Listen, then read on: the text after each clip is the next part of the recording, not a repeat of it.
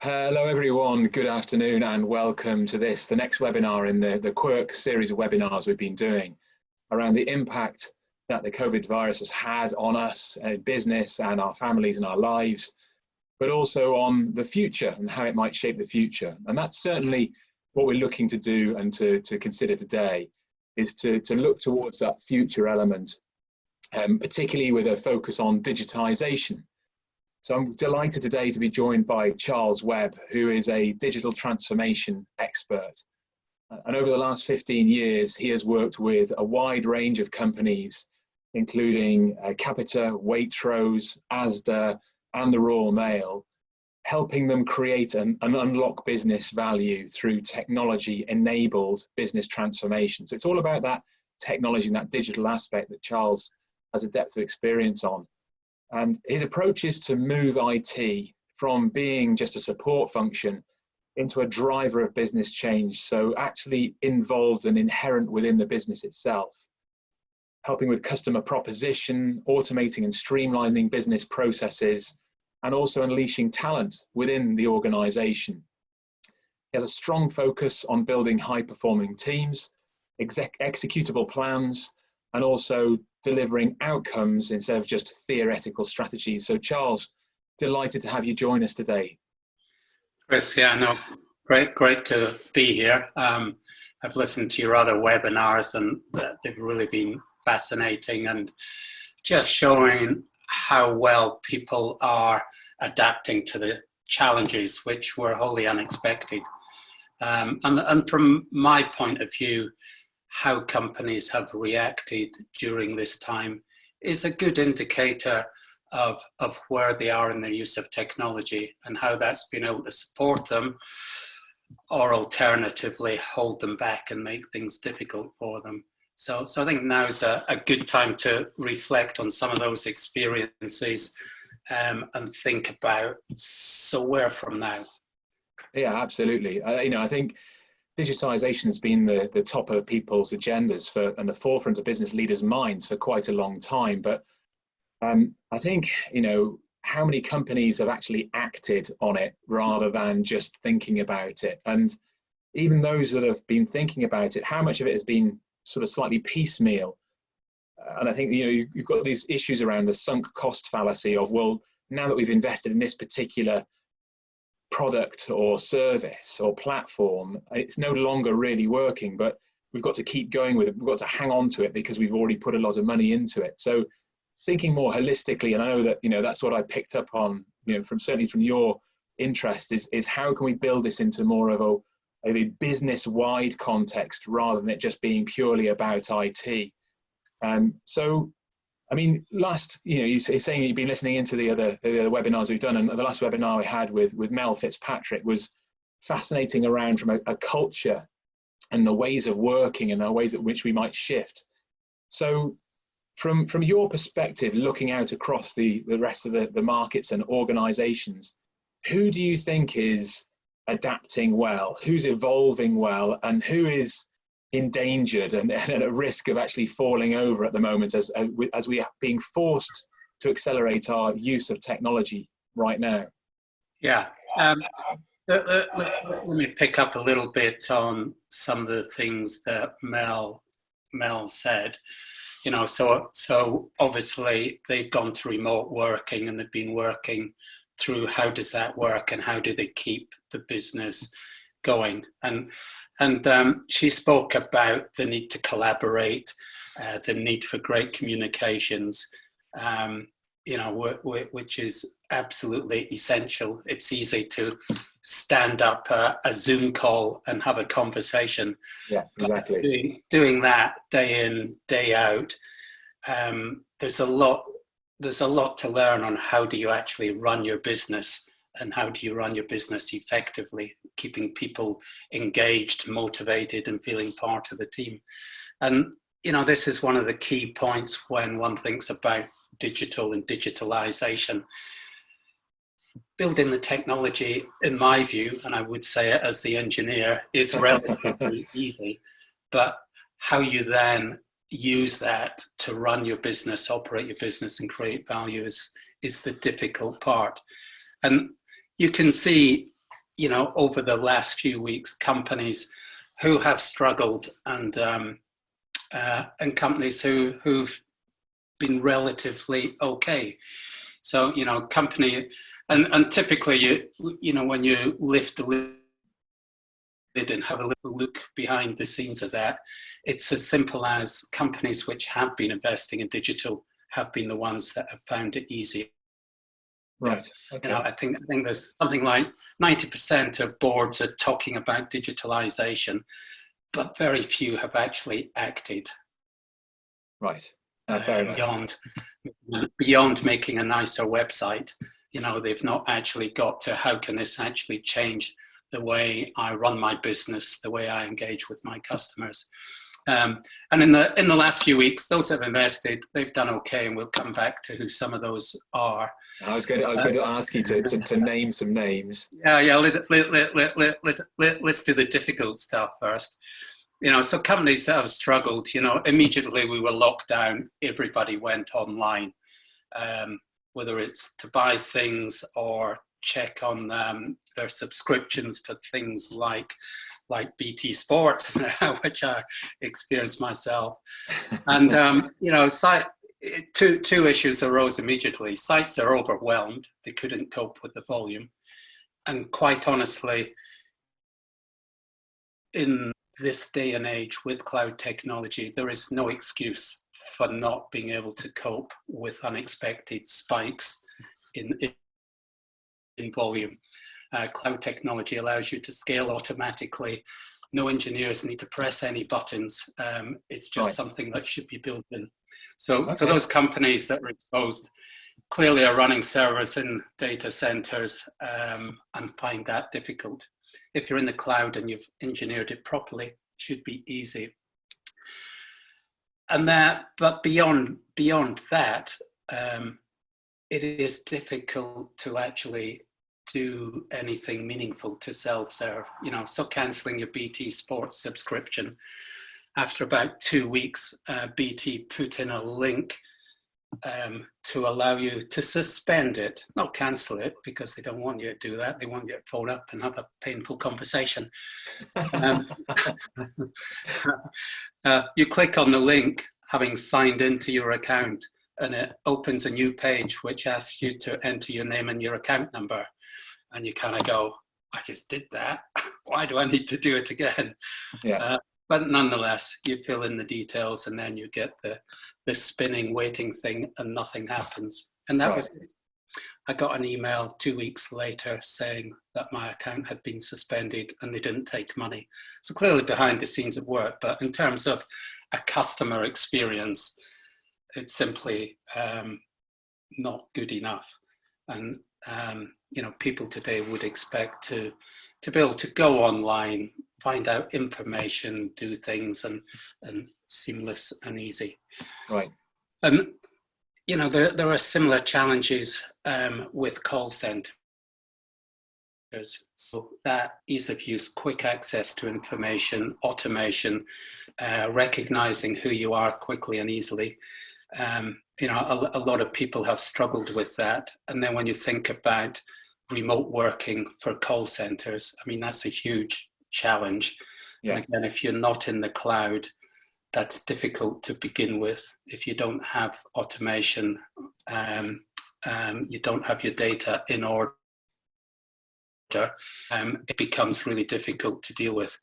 And a lot of banks and financial services companies who've outsourced to India, have really struggled in the last few weeks because in the UK, some companies, some of the insurance companies, some of the banks, people have been able to remote work because we have the infrastructure in the UK that can support that.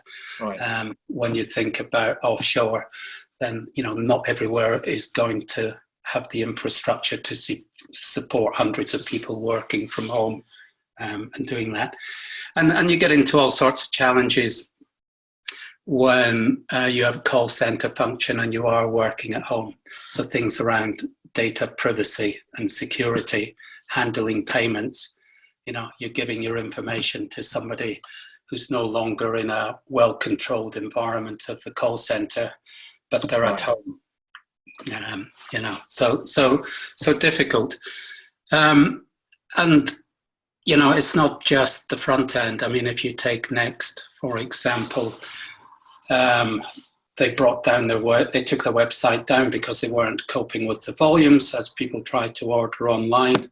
It came back after a few days, and they took it down within hours. The reason that they took it down was nothing to do with the website. They'd fixed that, but the distribution center couldn't cope with the volume of orders that was coming in. Right. You know, so one, do we know what our inventory is, and do we have enough manpower to actually fulfill all of these orders? So you know, really having to think about it end to end. So those are some of the challenges that people have had. In terms of who's doing well, then you know, HMRC is a great example of somebody who's done a good job.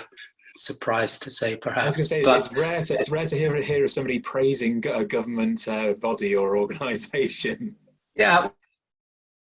Well, the government has been investing in digital for a number of years now, and services like HMRC, who got the job retention scheme, furlough payments, up and running in 4 weeks. I mean, that is impressive by any standard. But they could do that because their technology is in the cloud. They got a service-based architecture. It was a case of moving the building blocks around in order to make those payments.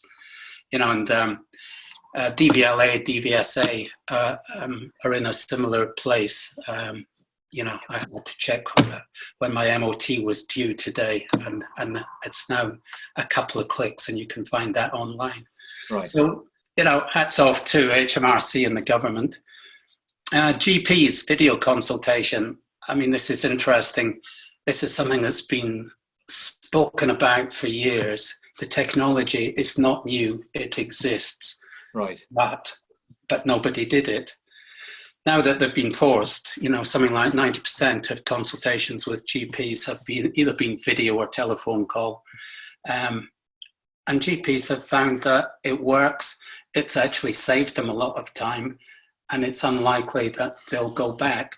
So, you know, sometimes when it's a case of forcing the issue, of making people do it and letting go of the preconceived ideas of why things would be difficult. And the last example I give is Waitrose. I spent a bit of time working with Waitrose, as you mentioned in your intro, and we invested a fair amount of time in upgrading their e-commerce capability. The motivator was this year, Waitrose move away from their relationship with Ocado, so they had to get their act in order. So they've been investing for some time now. Consequence of that is, you know, they've been able to 50% increase in online orders during the few weeks. Yeah. Wow. And of that, they've been able to prioritize orders for vulnerable customers. So something like 40% of the total is serving vulnerable customers. And that's, you know, they've made those investments and made that possible. Equally in branch, you know, everyone's cautious about handing over cash because somebody's touched it. Of course, yeah. We renewed all the payment systems in Waitrose, both online and in branch. So contactless, Apple Pay, Google Pay. The number of cash payments has reduced in the last few weeks from 40% to 7%. So transactions in branch, only 7% is cash, the rest is automation. Yeah. So those companies, HMRC, Waitrose, and there are many, many other examples. You know, they have invested, they have been in a good position, but even with the companies that have invested, if they haven't invested end-to-end in digital capabilities, then there are breakpoints and vulnerabilities. No, absolutely. And it's interesting, isn't it? You know, I still use as a guide when we're doing transformation and change work with organizations, that John Cotter's principles around those 7 levers of change. And the first one, and the most important one, is about need or urgency. That organizations don't ever really get involved in change unless there is a driving need to do so. So your example there of GPs is perfect, because it's always been there. We've always had the opportunity, or not always, but certainly for quite a while we've had the opportunity to do it. But because there hasn't been that pressing need, we have just simply haven't shifted. And all it's taken is this crisis to shift us into a different way of working. We've got quite a few questions coming in, which I'll run through in a second. But I've got just a couple from myself, just from as you've been talking there, Charles. It seems that a lot of this is based around the enablement through the cloud technology, particularly the scalability side. But being a bit of a Luddite, and I'll happily admit that I am in terms of technology and digitization, I still have in the back of my mind security concerns around cloud technology and around, its ability to be hacked. Whereas for me, there's still a sort of a tangible aspect of having a server and it having physical boundaries to it. And so is that still the case? Are we still in a world where cloud technology is a bit more vulnerable? And is that why people haven't maybe adopted cloud technology more? No. Argue, there's lots of opinion, but I would say cloud technology is more secure. Wow, okay. These days. And, okay. There's a huge amount of investment been in it, and if you follow US politics, which we all do because you've got to find a smile somewhere, there's a bit of a case going on because the US military has been looking for a cloud provider, and they selected Microsoft over Amazon, allegedly because Trump didn't want Jeff Bezos and Amazon to get it, so there's now a court case. But the fact that the U.S. military is comfortable to use it, the services we spoke about in government, increasingly that is cloud based, whether it's Amazon or Microsoft or Google. So the capabilities are there, and I think people do still have those reservations. A lot of it does come even from the IT community, because like GPs, people like to hang on to what they know and what they're comfortable with. Sure. Sometimes it takes stepping out of your comfort zone. I know. I was continuing that cloud theme. I've got a question in from Chris Bevan. I don't know whether you're going to cover this later on in some of the topics we'll get into later on, so please do say so if you're going to. But Chris is saying that digital technology in the right place, i.e. the cloud, is very important. But would you agree that their business operations need to be digital as well? So it's not just the technology, it's about understanding it and having it across the whole of the organization. Perhaps it's best if we pick up on that as we come along. I mean, I think the key point to make is, in thinking about digitalization of your business, then clearly technology is the enabler, the thing that allows you to build these new capabilities. But you do need to think about your whole business and your whole business operations.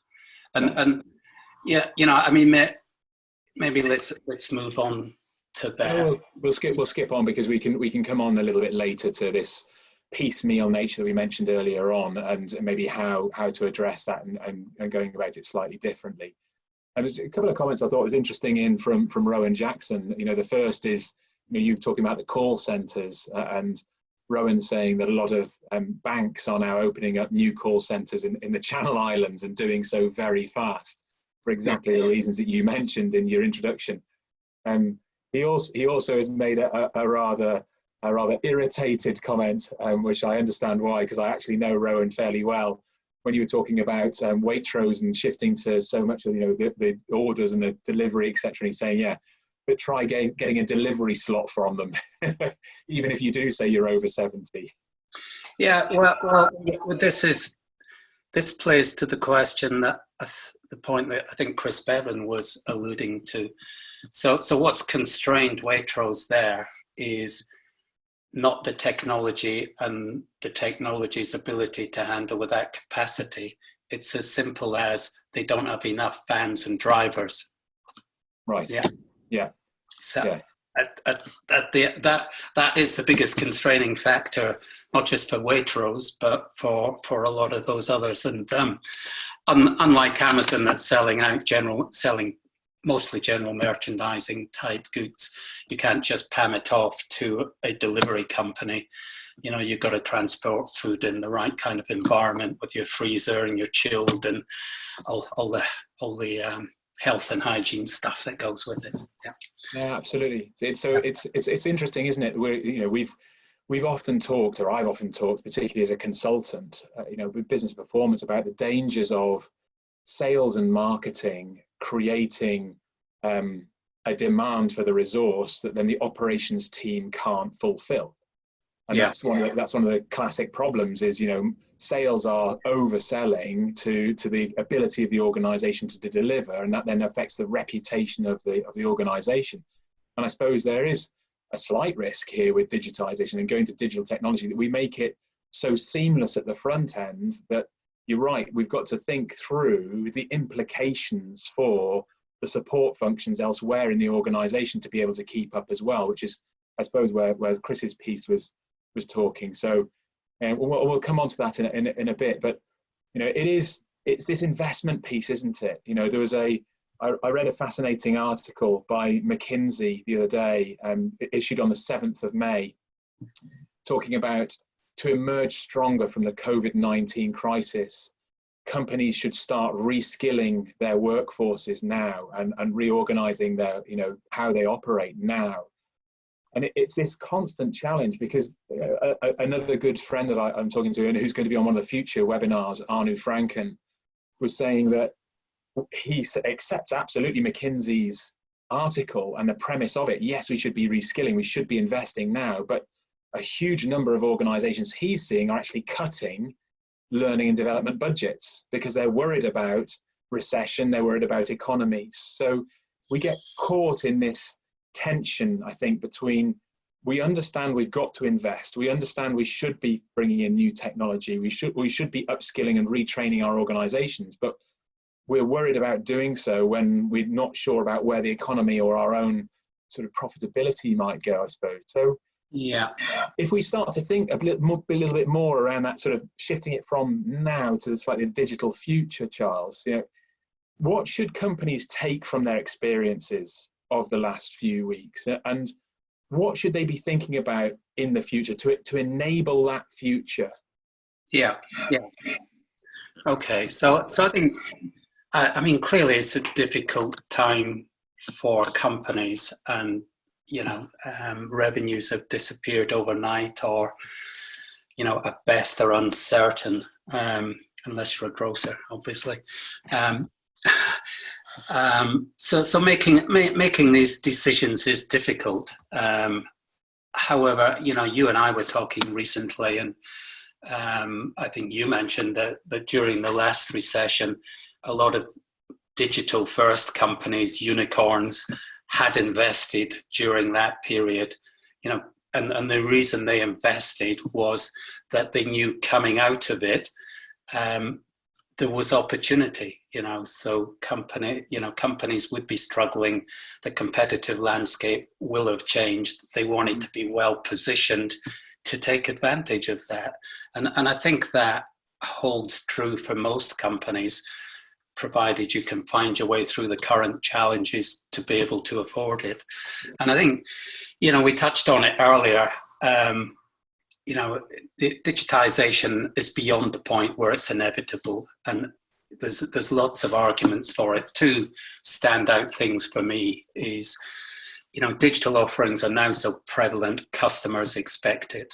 Yes. We all use a smartphone, we all bank online, we all shop online, book the cinema, buy pizza. It's now normal, it's easy, and it's expected. And because we all do that as individuals, it doesn't simply apply to B2C businesses.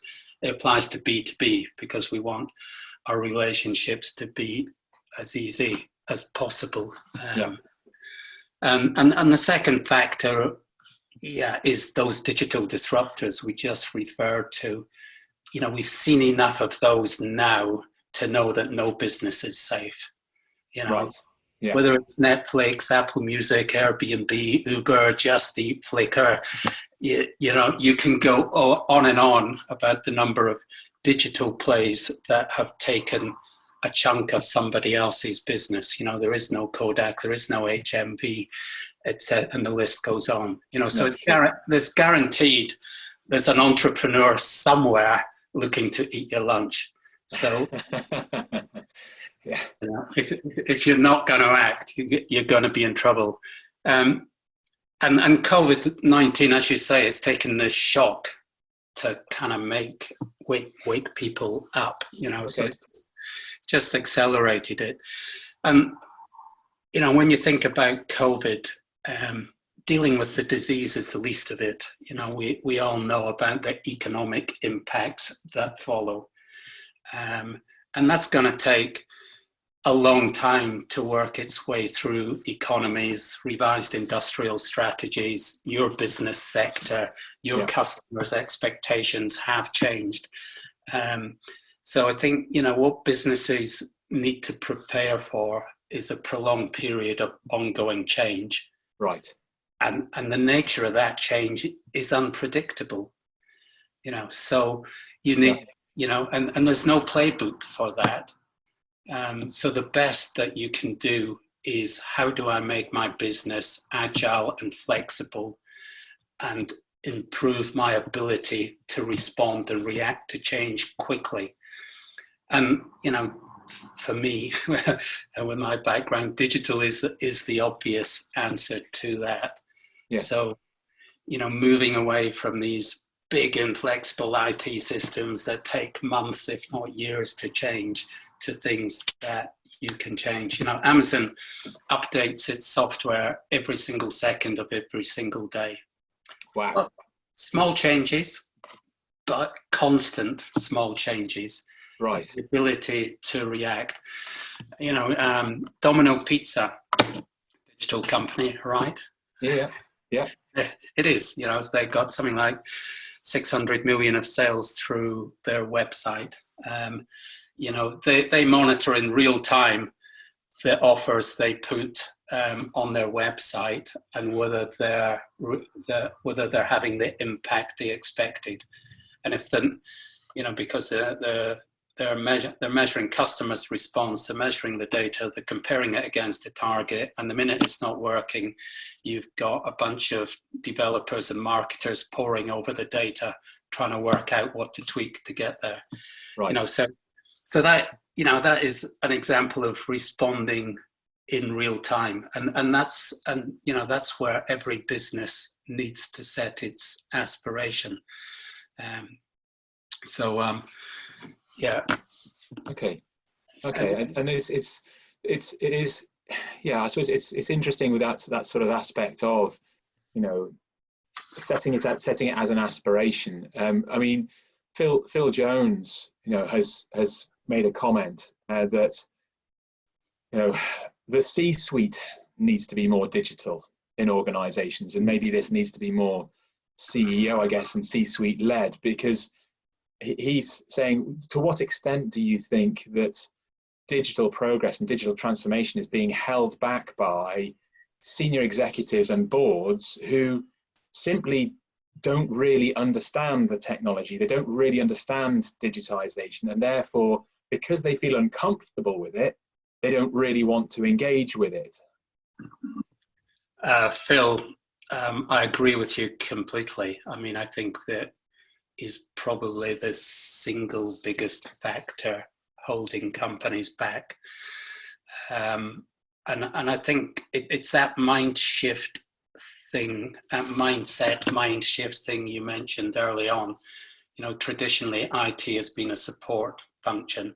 The business has decided what it would like to do and then given its requirements to IT, the chief executive, the executive team need to become more technology literate, and they need to be thinking about, how do I use digital technology to create value, unlock value in my organization, create a strategic advantage for me, and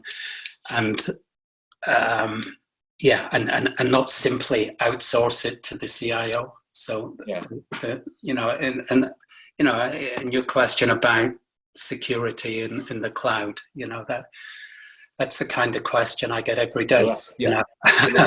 Actually, one of my colleagues within Quirk Solutions, Mark Hardy, Professor Mark Hardy, he has a phrase that experts create bystanders, and it's very, very true. The more that we have experts in the room, the more that everybody else in the room just switches off and becomes a bystander, because you're just listening to the expert, and because you switch off, you're not learning, you're not developing that literacy, I suppose. Yeah. And there's a question which I'll pose to you now to give you some time to think about it, whilst I maybe make a military analogy. One in from Rowan. Rowan would love to hear other examples from you of companies that have done a very rapid change to the way they're doing things, like Waitrose have done with their rapid delivery and the scooter service that they're now providing, in order to keep service levels up and to gain both improved reputation and revenue. So, just while you're reflecting a little bit, can you think of some other companies that have really changed what they've done and developed really quickly? But while you do that, I was just thinking, while you were talking about this sort of implementation of and creation of digital and technology and transformation being part of the fabric of the organization, right from the C-suite down. And I suppose the analogy for me is, it's a bit like when we were planning military operations. When we were in Helmand province and in Afghanistan and things like that, when we're going through our planning process to go to commit to some sort of operation, we didn't come up with a plan and then put it in front of people who are in charge of technology and communications and say, right, enable that for me. They were part of the planning team. We created our plans with the medics alongside us, telling us what they could do, from a medical viewpoint, with the communications, with the technology people saying, this is where we can enable you or not. And so we would maybe want to go to a particular geographical area, but the communications people would then say, well, we can't actually provide you with reach to that area. Or maybe the medics would say, we can't actually, get us back within that golden hour if we have a casualty. Or the aviation and the helicopter individuals would be saying, we can't actually get to that area, whatever else. All of it was integrated, and all of the planning was seamless with all of the different areas. And I suppose that's kind of the similarity, I suppose, that I was trying to draw, or the analogy I was trying to draw when you were talking about it. Am I on the right sort of lines with that? Yeah, no, absolutely. I mean, I think the point about digitisation is what you're not doing, what you should absolutely avoid doing, is replacing your old box that helps run and support your business with a shiny new box that supports the same business doing business in the same way. Two aspects to this. On the one hand, modern digital technologies are relatively cheap compared to what we're used to paying SAP, Oracle, and IBM, and they're relatively quick to assemble and deploy. Yeah. So that's why a lot of these digital startups, digital upstarts, are able to do things so quickly and so relatively inexpensively. So on the one hand, you've got a different type of technology which is less expensive and quicker to deploy. And that gives you the opportunity, and I would add, is super smart. So we haven't used the machine learning, artificial intelligence stuff yet, but this thing is, these things are real, and you can implement them in the business. So in talking to you, I should be able to work out who you are. I should know the information about the relationship with my business. and be able to automatically put in context the nature of the question you're asking me, right? Yes. All of these things give you the opportunity to rethink about your business. And you need to take a step back and think about your proposition. Yeah. So your core product or service is great because that's why people are buying it. But how do they want to buy it? And how do you serve it to them?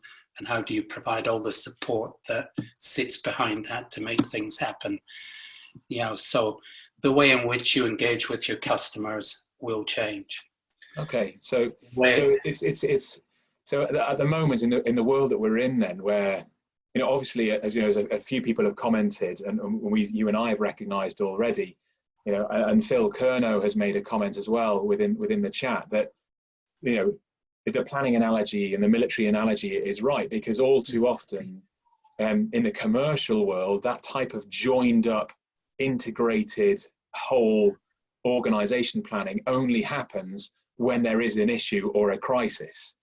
So I suppose the question then, or picking up on what you were saying there, is that business leaders now need to not just be thinking about the technology that they have and what they have in place right now, but it's actually rethinking their whole organization for the future. And we've been in a situation where, because they've all been kind of up against the cosh to reset and to restructure and to get themselves to survive, what you're saying is we should be encouraging people now to really take a sit back, a really reflective think about the organization and its positioning and its use of technology and how that might shift in the future, and therefore how to enable the organization to deliver that. Yeah, absolutely. So how do you engage with the customers? How do you engage with your employees? What do the processes in your business look like? Can I simplify them? Can I automate them? Do I need as many people, as many steps to do it? How do I engage with my suppliers and my supply chain? Who do I partner with to give a better, richer service? You know, it is the opportunity to step back and think about all of those. And, you know, thinking about, you know, another example of a rapid development.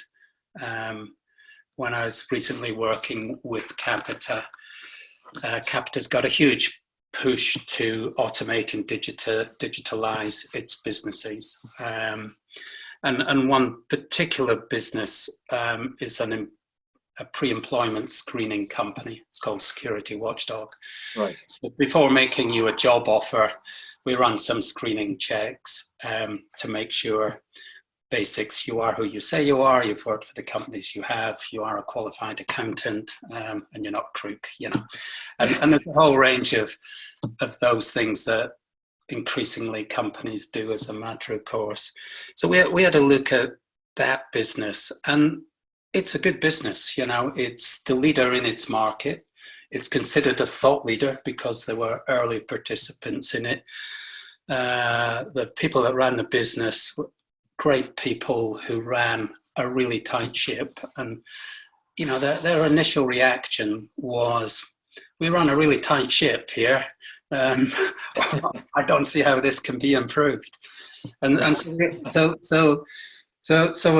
you know, we looked at that from a very short, sharp, focused analysis of the business, kind of highlighted three potential opportunities. One, setting up a new client to many weeks, up to 3 months, depending on the complexity of the screening that was required. Second drag on their business was the candidates they were screening. So in order to do the screening, they depended upon candidates submitting information, the right information in a timely manner. Yeah.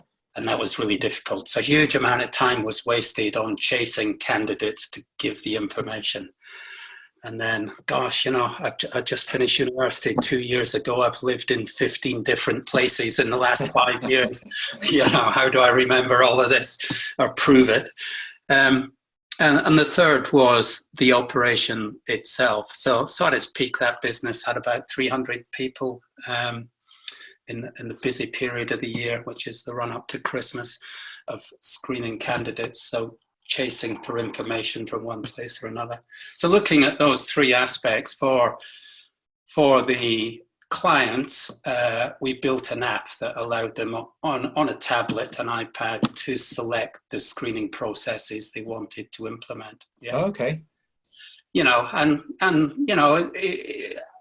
a sales process that goes with that, an explanation and coaching and discussing the options. So, in a few hours, using this app, you can select what's right for your business. Because we're building the new capability in the cloud, that's set up simply at the press of a button. Yeah. Right. So you're going from potentially 3 months to set up a new client to a few hours talking through the options and what's best for your company to the press of a button, and that's configured. From the client point of view, building an app, smartphone based, but also available online, that allows you to simply do the things people do these days, scan your passport. At the back end, we're checking, is that a good quality photograph? And would I recognize Chris when he came into the room? We're looking at the serial number. Is that a valid serial number? And we can check online whether that, is a passport that's actually issued to you. And the same with all the other documents.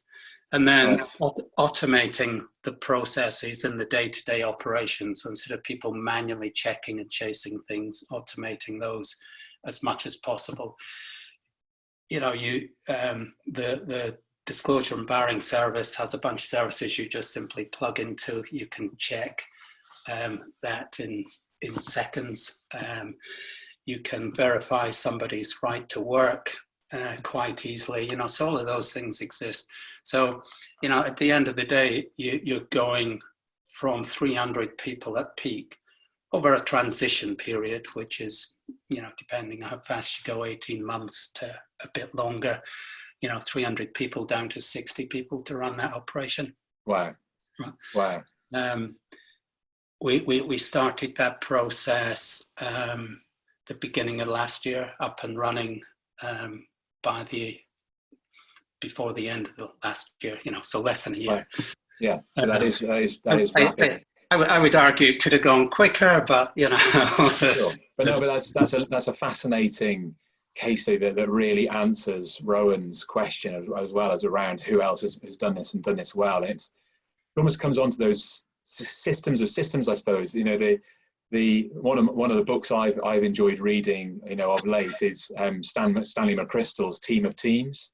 And unsurprisingly, because it's confirmation bias for me, he's a former military, incredibly experienced commander, and therefore, I identify with his team of teams concept, where the organization is working as a matrix organization with multiple teams. But it seems that, from what I've been hearing, from what you've been saying so far, that using digital technology better it's the same way. It's using systems that all work better together. So running on from that, lots of organizations have got systems that exist at the moment within their organization. They have in place platforms and tools and capabilities. And some of those have been developed piecemeal separately. So what's the better way of going forward in the future, with instead of having systems that don't really talk to one another, or we try and create some sort of slightly clunky bridge that doesn't really function well? What ways can we go forward that enable us to tie that together more seamlessly? So oftentimes that is the challenge of how do you go from where you are today and a business that is up and running to a new world that is different, and there's many reasons why companies have the systems they have, which I could get bogged down for hours talking about why that is. Part of it comes back to the executive never understood it in the first place, but a large part of it has been as a result of not working in that collaborative way with multidisciplinary teams and everybody that's going to be impacted by the change. I mean, you kind of do, but at the end of the day, you hand it over to the IT implementation guys and and leave it to them.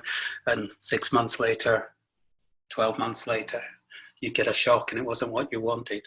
So, right. so in thinking about digital, you know, it is very much, and Mel spoke about this last week, you know, she spoke about adopting some of the agile techniques from software development into business, you know, so thinking about an agile business. So if you take that pre-employment screening business security watchdog, that was about creating a small disciplinary team that worked together. They didn't get together once a month for a project meeting. They worked together every day. They were sat in the same office space, talking to each other every day about what are we going to do today? What are the problems we need to solve? And how do we work our way through it? You know, so small, highly collaborative, multidisciplinary teams who are empowered is as much the answer as whatever technology you're picking. Yeah. Right. And you know, there's some boring stuff which is a bit old hat now, and people have different views on it, called the Agile Manifesto, which was where this began. Some software geeks got together many years ago, you know, and some principles like working capabilities over documentation, you know. So, right. so in an agile methodology, you aren't spending 3 months writing a requirements document. You know, you're spending two weeks under the problem and writing some software or putting together technology components that solve that problem. You know, you're not going to have a lovely polished answer in a few weeks, but you go, oh, okay, yeah, that does solve the problem. Is that what you were expecting, Chris, as a user? Yeah, you know, and flushing those things out, taking small steps, flushing out the problems quickly, but always with the eye on creating working capability. You know, so that's the main kind of principle behind that. Right. And it sounds a bit like a concept we used to use in the military and across defence, of integrated project teams. So those multidisciplinary teams that had representatives from each area. Because Phil Jones has made another point, but I think what you just said has already answered it. Of sometimes the barrier to rapid change has been the IT departments themselves, because they seem to have a box of technology tricks to solve all problems. And when those don't work, that then fails and you end up with a sunk cost. So you're saying, what advice do you have for organizations wanting to gain greater success from IT projects? Well, it sounds like it's about that collaborative work. It's not about having a business problem and saying to the IT function, how do we fix this? And IT saying, with this box of tricks, and then it not working. It's about everybody sitting down, multidisciplinary, around the same table and saying, right, what is it we're trying to fix? What options do we have? Could we use this? Could we use that? Because it might be, I suppose, that there isn't an IT solution to the immediate problem, but the IT area could say, well, if you were to adjust your processes and the way you go about things and the methodology we use as a business, we do have an answer here that then would fit. So sometimes it's not necessarily about the exact IT slot that would fit into the round peg and round hole. It's the IT advice shifting some of the ways in which the business operates. Yeah, I'd buy that. I mean, the way I think about it, it leads to exactly the same point, is what is the outcome we're trying to achieve and what is the best way to get there. So, you know, don't tell me how we're going to get somewhere. Let's just talk about where we want to get to, and then together we'll work out the best way. I got a couple of things I could share that, yeah, sure. I think play to these themes. Hopefully you can Hopefully you can see that. Yes. So in thinking about this, 4 things I always come back to. 1, clear-cut priorities. In any business, there are 101 things need doing, but are we really clear, and are we joined up on what is going to make the most difference and deliver the most value? As somebody who goes into companies regularly, it is not unusual to find a project portfolio of 200. That would be the norm for a big size corporate, and frankly it's a joke. There are only a handful of things that are going to make a real difference. There's lots of things you need to do, but hey, that's your day job. Right. Yeah. Second thing is, why are these digital companies we touched on earlier so successful? Amazon, Google, Netflix, because they are absolutely obsessed about the customer. And, Amazon famously has a red chair, an empty red chair in every meeting room, and that is the customer's seat, where every discussion says, what is this doing for the customer? How is this adding value? How will they react to it? And at the end of the day, we're all about selling stuff. So that's got to be front and foremost. And then, we need to move at pace, so, let's build working capabilities quickly. Let's respond to what our customers are saying. Let's respond to what's happening in our market sector, what the competition is doing. And you can only do that through insight. We've got to get away from gut instinct. And my feeling is, and I've been doing this for 20 years, what's the data telling you? Yes. If you read Eric Schmidt's book on Google and how Google works, he talks about having 2 screens in every meeting room. One screen is the proposition and the idea. The other is the data that backs it up. Yeah. Right. So we don't make a decision unless the data is substantiating it. And when we talk about, we'll come on to it in a moment, when we talk about delivering at pace and delivering incrementally, it is about constantly testing. Are we doing the right thing? Is it having the response that we expect? And it's only through data that we actually really know that for sure. Right. And a key part of any technology build these days, you've got me on a monologue now, Chris. The key thing about technology these days is building data into every step and every process. Another cool Amazon fact that goes with the new software every second is 50% of Amazon software, 50% is collecting data and measuring things. Yeah. Wow. Why are they successful? Yeah. And then it's about people and talent and capability, and Mel spoke a lot about this last time. She did, yeah. And I did smile. It's gosh, we got great people in our organization. Yeah, that happens when you talk to them, you realize. Sorry, Mel. But in order to make this successful, then you need to empower people. You need to invest in people. Back to your McKinsey point earlier. You've got great people in your organization. I inevitably find that wherever I go. Let's make the best of them.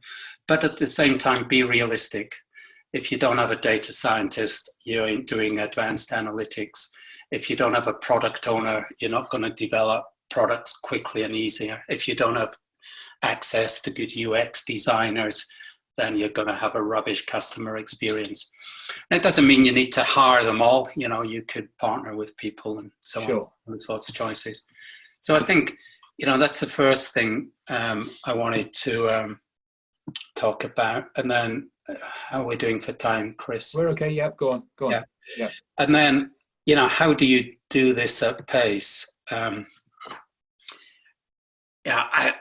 I believe that you really should be ambitious and that you can do things super quick. And it doesn't mean reinventing your whole organization at this pace, but it does mean making a start and biting off chunks of capability. Right. So I think COVID has been great preparation for thinking about digitalization. We've all been forced in the last few weeks to think super hard about our organization and how we deal when everything's locked down. So we know what the challenges are, what processes work, what are difficult, work where we can deal with customers quickly and efficiently, where it's a problem. So in terms of those opportunities and challenges, in a week you can get really clear on that. Yes. And then, over a period of a month, taking time to think about, okay, if those are my challenges, and if I step back and if I put together this multidisciplinary team, where do I start and how do I build a roadmap? And, and my approach to that, is about doing it incrementally, is about creating proof points so that you're confident that you're doing the things in the right way. And then, building those capabilities as a minimum viable product in 3 months, 1 quarter. Right. And getting out there and testing it with customers, So, I mean, this is a crucial point of changing any business, whether it's digital or not. It's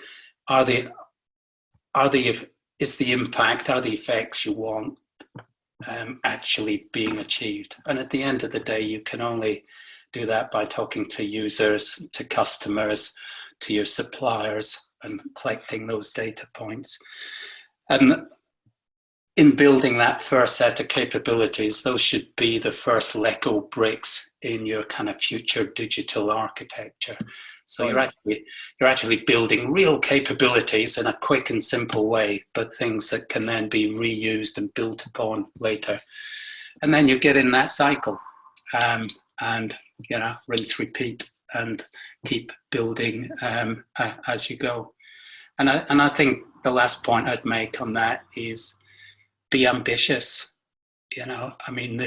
Right. I'm saying you can do it quickly, and I'm saying technology makes it easy. Let's be real. This will be hard. This will stretch your brain. There'll be a lot of sweat and tears. It's not going to be easy. So if you're not going to be ambitious, why put yourself through that? So don't think about a 10% improvement in sales. Think about, how do I double sales? Wow. Okay. That ambitious. Don't think about, can I reduce headcount by 15%? Can I remove headcount completely? So, be bold, be ambitious, and go for it would be what I would promote. That's certainly some pretty bold statements there. And I think I like that approach of that 1 week, 1 month, quarter piece, because you hear a lot around the sort of the technology area, this sort of fail fast and learn fast. And I get the premise of it, but I like the way that you structured it there with that sort of progressive step-by-step methodology, because fail fast for me is TSB, launching their new online service. Or in 2002, the NHS launched Lorenzo, which was an attempt to digitize all of the NHS. £6.4 billion project, which 11 years later was closed, having not achieved anything at all, at a cost of £10 billion, so a massive overrun, because they just went with this fail fast methodology. And there wasn't any buy-in from the, if you like, the bottom up of the NHS. It was driven top down. So that approach that you have, or that step-by-step methodology, I really like, and as you mentioned as well, that sort of gaming and testing and sense checking all the time. The NHS then had a huge success story, having learned from Lorenzo a few years later, when they wanted to change their whole supply and distribution chain network. And they did so 2 months ahead of schedule, even having had a legal challenge from the incumbent distributor, because they had gamed what might happen and they predicted what might happen in the future. So you know, that sort of approach I really like of, yes, be ambitious, yes, be bold, but also sense check as you're going along. Don't just wait for some massive failure to land in your lap. Absolutely. I mean, you know, with technology development teams, you know, typically aim for a 2-week cycle to build new capability, and you say to the teams of, how much can you possibly screw up in 2 weeks? You know? And if you do, hey, what the heck? You know, it's not the end of the world compared to a traditional IT project that you get a progress report every month. You have a steering committee every 3 months. At month 15, somebody suddenly says, oh, we got a bit of a problem. We're running a year late, and it'll cost you 10 million quid. You know, this is about small confidence steps. And as you say, sense checking the whole time. You know, as we've spoken about the military thing, it's, you know, no plan survives contact with the enemy. You've got to sense what's in front of you and respond. Absolutely. And you know, that's a lovely way to wind up and to finish this webinar. So Charles, you know, I'd like to thank you enormously for coming along today and giving so much of your time and answering the questions so thoroughly. There's several people already saying they want to connect with you on LinkedIn, which we will enable and make sure happens. But if people do want to find out a bit more about you and your organization, your company, can you just give us a few details about where to find the website or anything else that how people can track you down? Yeah, sure. So we're just restructuring rebuilding the company. It's called Agility Digital. So the website doesn't exist, unfortunately, yet, but it will shortly. In the meantime, you can get hold of me simply at charles@zeno.co.uk. Zeno is XENO. Excellent. .co.uk, and you can find me on LinkedIn, and we can pick it up from there. That's very kind of you to offer that, and you know, lots of comments coming through now as we wind up the session, saying thank you and a great session. So people have enjoyed it as much as I've enjoyed talking to you, Charles. So thank you very much indeed for your time, and look forward to working with you again in the future. Yeah, me too. Thanks, Chris. Okay. Cheers. Take care. Bye.